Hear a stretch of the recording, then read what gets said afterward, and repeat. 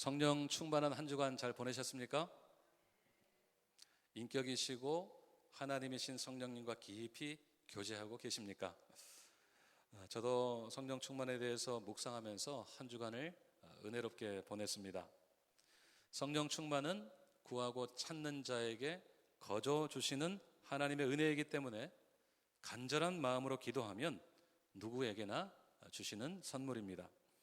그것은 우리가 의로운 일을, 소위 말하는 착한 일을 많이 해야 주어지는 보상도 아니고 하나님으로부터 빼앗아 내야 되는 그 무엇도 아니기 때문에 우리는 언제든지 성령으로 충만해질 수 있습니다. 특별히 성령님은 항상 우리 안에 거하시기 때문에 우리가 그분의 이름을 부르고 간절히 찾으면 어김없이 응답하시고 우리의 삶을 다스려 주십니다. 그것이 성령 충만인 것을 꼭 기억하시기를 바랍니다. 오늘은 지난주에 이어서 성령 충만에 대해서 조금 더 말씀을 드리려고 합니다. 지난 설교를 통해 나누었던 말씀을 잠시 복습하고 말씀을 이어가도록 하겠는데요. 무엇보다도 성령 충만은 빛의 자녀의 삶이라고 하는 틀 속에서 이해를 해야 합니다. 성령 충만은 빛의 자녀의 열매일 뿐만 아니라 빛의 자녀다운 삶을 살기 위해서 가장 필수적인 신앙의 요소입니다. 성령으로 충만해야 빛의 자녀답게 살 수 있다는 말씀입니다. 그래서 지난주에 살펴보신 6개의 명령 가운데 이 성령 충만의 명령은 가장 핵심적인 명령이라고 할 수 있습니다. 빛의 자녀는 성령의 사람으로 설명될 수 있습니다. 우리 옆에 있는 분들 한번 축복하실 텐데요. 이렇게 한번 해보겠습니다. 성령의 사람 되시기 바랍니다. 이렇게 옆에 있는 분들에게 성령의 사람 되시기 바랍니다. 한 번 더 축복하실 때 빛의 자녀답게 사시기 바랍니다. 빛의 자녀답게 사시기 바랍니다. 아멘. 다음 주에 숙제를 점검하겠습니다. 지난주에 성령 충만을 포함해서 4개의 명령어를 쭉 살펴보셨는데요. 첫 번째부터 세 번째 명령어의 핵심은 지금과 주님의 뜻이었습니다. 악한 시대를 지혜롭게 살기 위해서는 지금이라고 하는 시간을 놓치지 말아야 되고 주님의 뜻이 무엇인지를 이해하는 일이 중요하다고 말씀드렸습니다. 바로 지금 주님의 뜻대로 살아야 된다고 하는 말씀입니다. 그것이 빛의 자녀의 삶이고 성령 충만이 그 열쇠입니다. 성령은 지혜와 계시의 영이기 때문에 성령으로 충만하면 하나님의 말씀을 깨닫는 지혜를 얻게 되는 것입니다. 이 부분에 대해서 좀 더 말씀을 드리고 넘어가겠습니다. 하나님께서는 우리 모두에게 이성이라고 하는 선물을 주셨습니다. 우리가 생각하고 깨닫고 이해하는 일이 모두가 우리의 이성의 작용의 결과입니다. 하나님께서 주신 이성을 가지고 우리는 하나님이 어떤 분이신지를 깨닫고 그분의 뜻이 무엇인지를 이해하고 그 뜻을 생각하면서 하루하루를 살아가야 합니다. 그러니까 우리의 이성은 궁극적으로 하나님에 관한 지식을 향해야 합니다. 특별히 성경을 읽고 묵상할 뿐만 아니라 우리의 삶 속에서 일어나는 일들을 자세히 관찰하면서 하나님이 어떤 분이신지를 알아가야 합니다. 그래서 하나님에 관한 지식을 차곡차곡 쌓아가야 하는 것입니다. 그것이 하나님께서 주신 우리에게 주신 이성을 생각할 때 가장 중요한 부분입니다. 그런데요, 지금 우리가 살고 있는 이 세상은 하나님에 관한 지식을 거부하고 모든 지식을 상대화하려는 거대한 흐름 속에 있습니다. 그 대표적인 것이 포스트 모더니즘이라고 하는 사조입니다. 우리말로 번역하면 후근대주의로 번역할 수 있는데요. 객관적이고 절대적인 지식은 없다는 것이 그 근본적인 주장입니다. 그러니까 영원히 변하지 않는 가치나 인생의 궁극적인 목적 같은 것은 아예 존재하지 않는다는 것입니다. 결과적으로 절대적인 진리는 존재하지 않고 상대적인 가치가 있을 뿐이라는 주장인 것입니다. 바로 상대주의, relativism이 포스트 모더니즘의 캐치프레이즈입니다. 저명한 기독교 변증학자 J.P. 모어랜드가 포스트 모더니즘을 이렇게 설명했습니다. 포스트 모더니즘은 근본적으로 지식이 무엇인가, 무엇이 지식으로 여겨지는가에 대한 재해석이다. 더 넓게는 실존, 진리, 이성, 가치, 언어적인 의미, 그리고 자아에 대한 문화적인 상대주의의 형태를 표방한다. 조금 어렵게 들리실지 모르겠습니다만은 요점은 그겁니다. 모든 것이 다 상대적인 것이니까 너도 옳고 나도 옳다는 것입니다. 네 생각도 옳고 내 생각도 옳으니까 내가 생각하는 것이 곧 진리다라고 하는 주장입니다. 언뜻 보면 매우 나이스하게 보이는데요. 여러분은 어떠십니까? 정말 그렇다고 생각이 되십니까? 우리가 지금 이런 시대에 살고 있습니다. 눈에 보이지는 않지만 이렇게 상대적인 가치관이 온 세상에 만연해 있습니다. 경제와 정치, 문화, 예술, 심지어는 종교에까지 이런 영향이 깊숙이 들어왔습니다. 특별히 종교적인 상대주의는 다음에 기회를 만들어서 꼭 말씀을 드리려고 합니다. 이 포스트 모더니즘이 위협적인 것은 하나님을 아는 지식이 필요 없다는 주장으로 이어지기 때문입니다. 절대적이고 영원히 변치 않는 지식이 없다는 것은 곧 모든 지식의 근본인 하나님의 말씀이 꼭 진리는 아니라고 하는 주장과 다르지 않습니다. 그렇게 생각한다면 하나님의 말씀을 알 필요가 있겠습니까? 없겠습니까? 필요가 없게 됩니다. 하나님의 말씀이 진리가 아니라서 틀릴 수도 있고 상황에 따라 바뀌고 변할 수도 있다고 한다면 굳이 애써서 하나님의 말씀을 알아야 될 필요가 없게 됩니다. 하나님에 관한 지식을 쌓을 필요가 없게 되는 거예요. 그저 사람들이 추구하는 것은 행복일 뿐이고 지식은 별로 중요하지 않은 가치로 전락하게 되는 것입니다. 여러분 어떻습니까?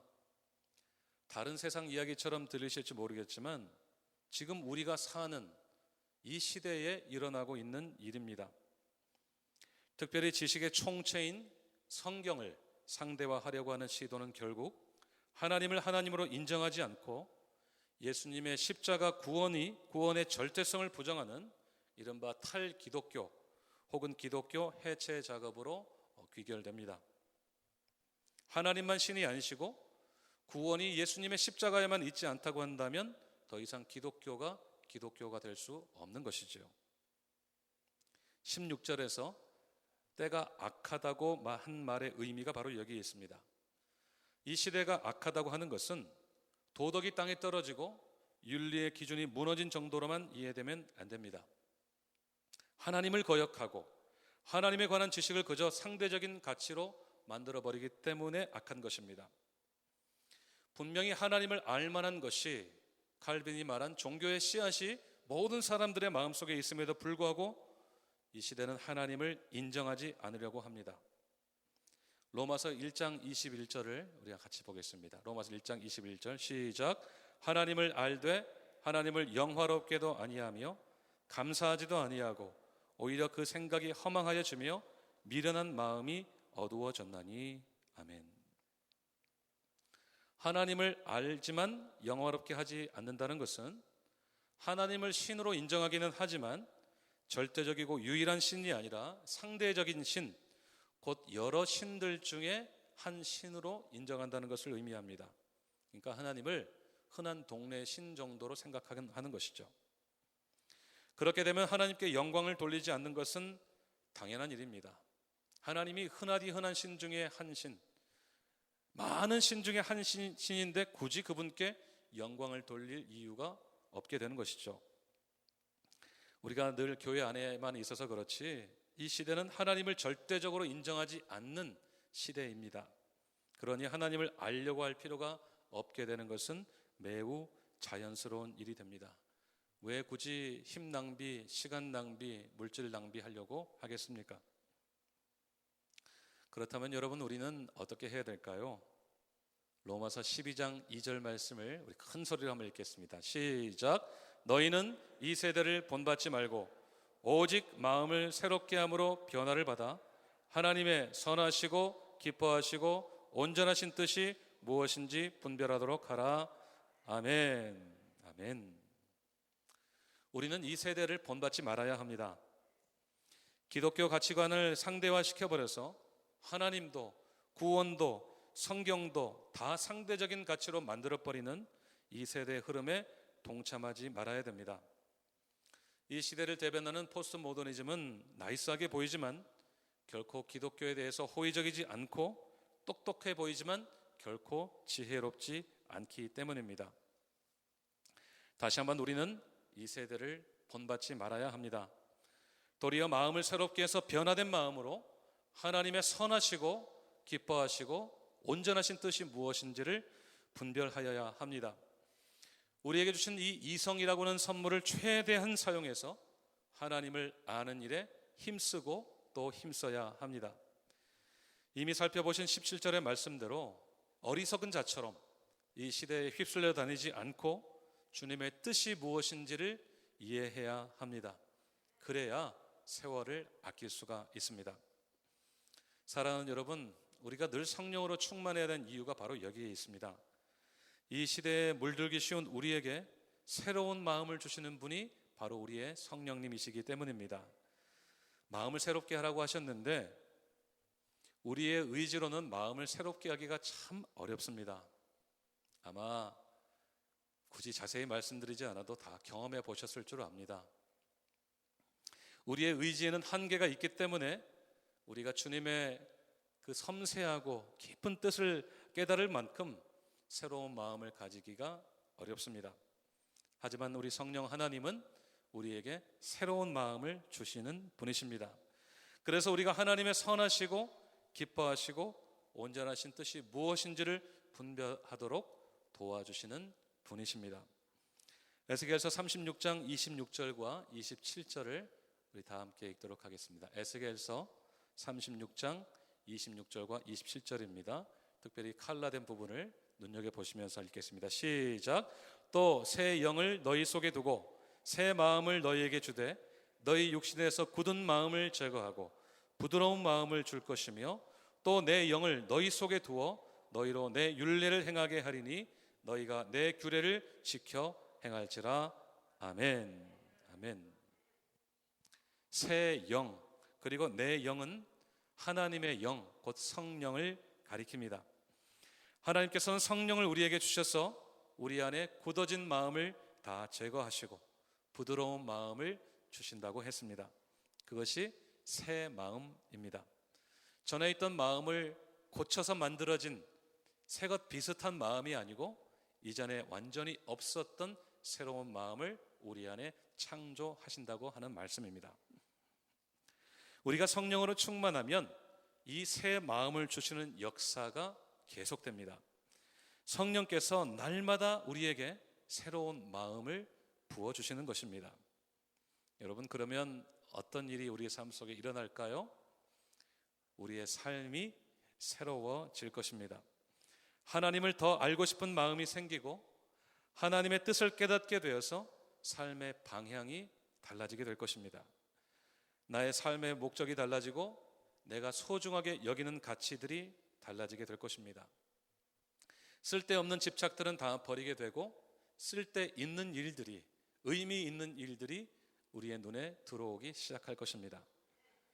불평과 원망이 다 사라지고 감사가 다시 회복될 것입니다. 그런데 정말 중요한 것은요, 우리의 예배가 회복된다고 하는 것입니다.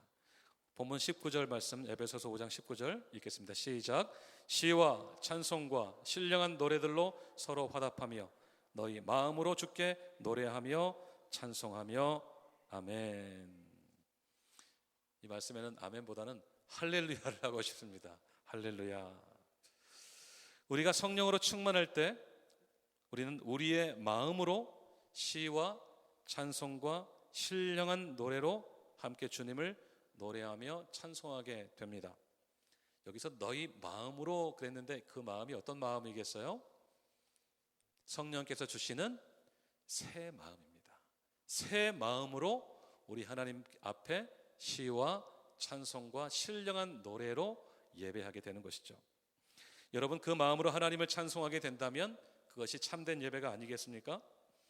로이드 존스 목사님은 이 부분을 설교하면서 성령 충만은 참된 예배의 필수적이라고 했는데 참 맞는 말 같습니다. 여러분 시편을 보시면 여러 곳에서 새 노래로 여호와께 노래하라 그렇게 말씀했잖아요. 그 새 노래가 어떤 노래일까요? 신곡? 2022년 새 찬양? 이것이 새 노래일까요? 물론 그것도 새로운 노래겠습니다만 새 노래는 어떤 노래예요? 새 마음으로 부르는 노래. 성령께서 우리에게 주시는 그 새로운 마음으로 부르는 노래가 바로 새 노래입니다. 그 새 노래로 부르는 찬양을 우리 하나님께서 기쁘게 받으신다는 것입니다. 그것은 분명히 우리에게도 커다란 기쁨과 감격이 될 것입니다. 이전에 경험하지 못했던 새로운 은혜가 우리 마음 가운데 임하게 될 것입니다.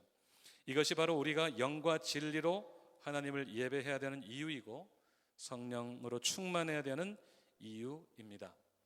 빛의 자녀는 성령으로 늘 충만해서 성령께서 주시는 새 마음으로 부르는 노래, 곧 새 노래로 하나님을 노래하며 참되게 예배하는 사람들인 것입니다. 뿐만 아니라 우리가 성령으로 충만하면 하나님 앞에 감사하게 됩니다. 20절을 같이 읽겠습니다. 시작. 범사에 우리 주 예수 그리스도의 이름으로 항상 아버지 하나님께 감사하며 아멘. 범사에 항상 하나님 아버지께 감사할 수 있는 비결은 오직 성령 충만입니다. 누가 봐도 감사할 만한 일만 선택적으로 골라서 감사하는 것이 아니라 범사에 곧 모든 일에 감사하게 된다는 말씀입니다. 여러분 왜 그것이 가능할까요? 똑같은 원리입니다. 성령께서 우리에게 부어주시는 새 마음 때문입니다. 새 마음은 우리에게 새로운 눈을 줍니다. 어떤 일이나 대상에 대해서 새로운 눈으로, 새로운 시각으로 보게 된다는 말씀입니다. 똑같은 일인데도 보는 관점이 달라지면 우리 안에 있는 해석도 달라지게 되고 반응도 달라지게 됩니다. 특별히 감사하는 마음이 우리 안에 생겨나게 됩니다. 우리 삶 속에서 일어나는 모든 일들이 우연히 생겨난 일들이 아니라 하나님의 계획과 섭리 속에서 일어나는 일인 것을 발견하게 되기 때문입니다. 이 감사하다는 말에 쓰인 원래적인 이 원어적인 의미는요, 은혜를 말하다입니다. 한번 따라할까요? 은혜를 말하다. 감사는 은혜를 말하는 것이다. 예, 감사는 은혜를 말하는 것입니다. 범사에 담겨 있는 하나님의 은혜를 발견하고 그것을 입으로 시인하는 것이 바로 감사입니다. 성령 충만은 우리가 하나님의 은혜를 깨닫고 감사하게 되는 일의 결정적인 비결입니다. 종합해보면 성령 충만은 우리의 언어를 바뀌게 합니다. 절망과 좌절의 말들이 찬송의 말들로 바뀌게 하고 불평과 원망의 말들이 감사의 말로 바뀌게 합니다. 성령으로 충만하면 우리 안에 부어주시는 새로운 마음이 우리의 태도를 달라지게 하고 결국 우리의 언어가 달라지게 됩니다. 그 언어는 의심할 여지 없이 빛의 자녀의 언어입니다. 저는 우리 모두가 성령으로 충만해서 우리의 언어가 빛의 자녀의 언어가 되시기를 주님의 이름으로 축원드립니다. 이제 성령께서 우리의 삶을 새롭게 하실 때 일어난 일들에 대해서 마지막으로 살펴보도록 하겠습니다. 지난주에 성령 충만은 어떤 문제라고 했습니까? 어떤 싸움이라고 그랬죠? 누가 주인이냐의 싸움, 누가 주인이냐의 문제라고 했습니다. 성령 충만은 나 자신의 주인의 자리를 나의 영이 아니라 다른 영, 곧 성령께 내어드리는 것이라고 말씀드렸습니다. 그래서 성령께서 나의 주인이 되어주시는 상태, 그래서 나를 다스리시는 상태가 성령 충만이라고 말씀드렸습니다. 그런데 만약에 우리가 우리 주인의 자리를, 우리 자신의 주인의 자리를 내어드리지 않을 때 성령께서는 어떤 일을 하실까요? 오늘 우리가 에베소서 5장과 함께 읽은 이사야서 40장은 이사야서를 크게 둘로 나누었을 때 후반부의 맨 첫 장에 해당되는 말씀입니다. 총 66장으로 이루어진 이사야서는 전반부인 39장까지는 하나님의 준엄한 심판에 대해서 다루었고요. 40장부터 66장 끝장까지는 그렇게 하나님의 징계와 심판으로 망가진 파괴된 이스라엘을 회복하게 하시겠다는 약속으로 이루어져 있습니다. 자세한 내용을 알고 싶으시면 수요일 저녁에 꼭 오시기를 바랍니다. 깜짝 광고였습니다. 하나님께서 이스라엘을 어떻게 다루시는가에 대해서 오늘 우리가 읽은 6절과 7절이 기록하고 있는데요. 다시 한번 읽어볼까요? 시작. 말하는 자의 소리여 이르되 외치라. 대답하되 내가 무엇이라 외치리까 하니 이르되 모든 육체는 풀이요 그의 모든 아름다움은 들의 꽃과 같으니 풀은 마르고 꽃이 시들면 여호와의 기운이 그 위에 불미라. 이 백성은 실로 풀이로다. 아멘. 모든 선지서와 다름이 없이 이사야서는 패역한 이스라엘 백성들에게 회개를 촉구하는 메시지가 주요 줄거리입니다. 하나님의 법정에서 유죄를 선고받고 심판을 받게 된 이스라엘 백성들을 하나님께서 회복하시는 과정을 설명하면서 성령께서 하시는 일에 대해서 설명하고 있습니다. 7절에서 여호와의 기운이라고 했는데 이 여호와의 기운이라는 것은 성령의 호흡 혹은 성령의 바람을 가리킵니다. 성령이 바람처럼 불게 되면 풀 같은 육체가 다 마르게 되고 꽃 같은 그들의 아름다움은 다 시들게 될 것이라고 했습니다. 종교개혁자 칼뱅은 이 대목을 이렇게 해석했습니다. 하나님께서 자기 백성을 영적으로 새롭게 하실 때 하나님을 대적해서 높아진 육신의 모든 영광과 아름다움을 시들게 하고 쇠퇴하게 한다. 그러니까 우리가 우리의 삶의 주인의 자리를 계속 고집하면 성령께서 우리를 다루실 때 마치 풀이 마르고 꽃이 시드는 것처럼 우리를 쇠퇴하게 하신다는 것입니다. 설교의 황태자라고 불리는 찰스 스펄전은 이 말씀을 본문으로 설교하면서 제목을 이렇게 붙였어요. 시들게 하는 성령의 사역. The withering work of the Spirit. 시들게 하는 성령의 사역. 스펄전은 이스라엘에게 회복의 역사가 있기 전에 성령 하나님께서 이 사람들의 육신에 속한 모든 것들을 시들게 하는 있을 것이라고 설명하면서 지금도 성령은 우리를 영적으로 풍성하게 하기 이전에 우리를 육적으로 쇠퇴하게 한다고 강조했습니다.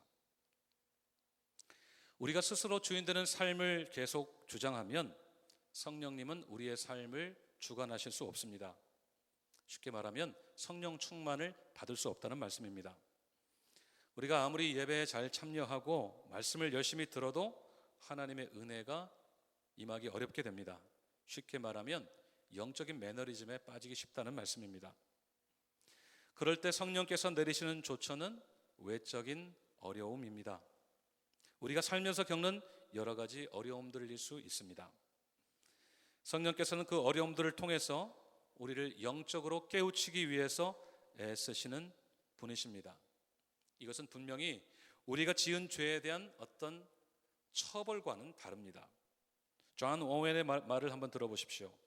신자가 육신을 따라 살 때 성령은 점점 팽배해지는 옛 자아의 세력과 더욱 맹렬해지는 죄와 사탄의 공격으로부터 영혼을 보존하는데 온 힘을 기울이시며 엄청난 영적 에너지와 능력을 소모하신다.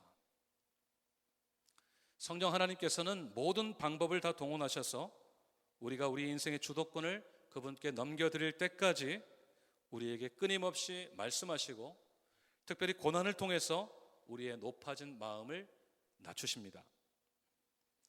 그분은 굳게 닫힌 우리의 마음 문을 여실 뿐만 아니라 우리 안에 있는 굳은 마음을 제거하시고 부드러운 마음을 주십니다.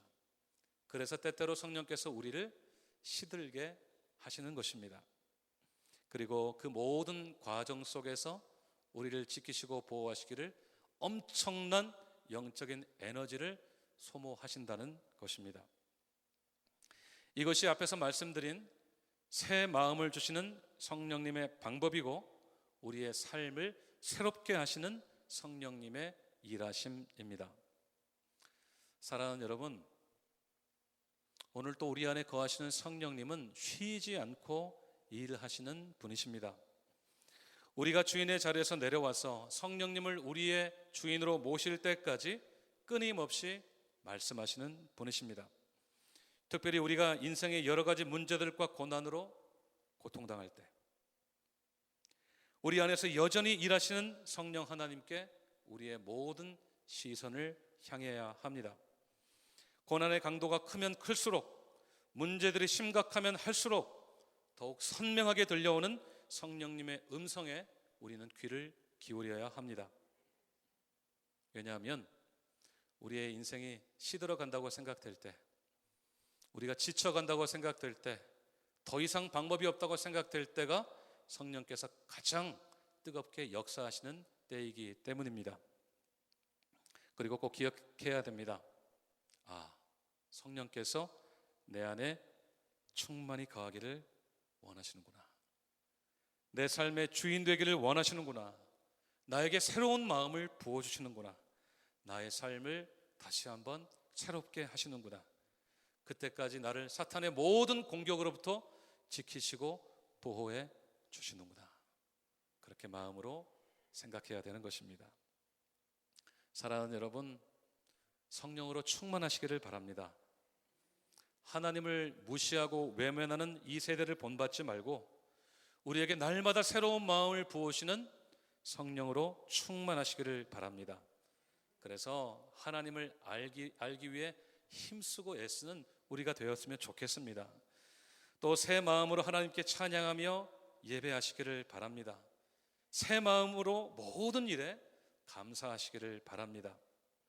때때로 우리의 삶 속에 찾아오는 수많은 어려움들을 통해서 우리 안에서 여전히 일하시고 말씀하시고 우리를 새롭게 하시는 그 성령 하나님을 만나시기를 바랍니다. 우리의 영혼을 지켜내시기 위해서 엄청난 에너지를 오늘 또 쏟고 계시는 성령 하나님의 임재를 경험하시기를 바랍니다. 오늘 또 우리의 삶을 새롭게 하시는 그 성령님의 역사를 날마다 생생히 경험하는 모든 삶이 되시기를 바랍니다. 오직 하나님을 주인으로 삼고 성령 충만한 삶으로 하나님을 기쁘시게 하는 우리 모두가 되시기를 주님의 이름으로 축원드립니다. 우리 다 함께 기도하겠습니다. 오늘 들으신 말씀을 생각하시면서 기도하겠습니다. 특별히 성령으로 충만하기 위해서 간절한 마음으로 사모하며 구했으면 좋겠습니다. 우리에게 날마다 새로운 마음을 부어주셔서 하나님을 참으로 예배하게 하시고 감사하게 하시고 하나님을 아는 일에 더 헌신하게 하시는 그 성령 하나님의 역사를 위해서 기도하기 원합니다. 그리고 우리가 만나는 모든 인생의 고난을 통해서 더 크게 뜨겁게 역사하시고 말씀하시는 성령님께 우리의 모든 신경이, 우리의 모든 시각이 향하기를 간절히 소원합니다. 성령께 우리를 도와주시라고, 우리를 불쌍히 여겨주시라고, 특별히 고난 가운데 계시다면 그 고난을 통해서 여전히 일하고 계시는, 우리를 지키시고 보호하시는 성령님을 뜨겁게 만나게 해달라고 우리 간절히 기도하기 원합니다.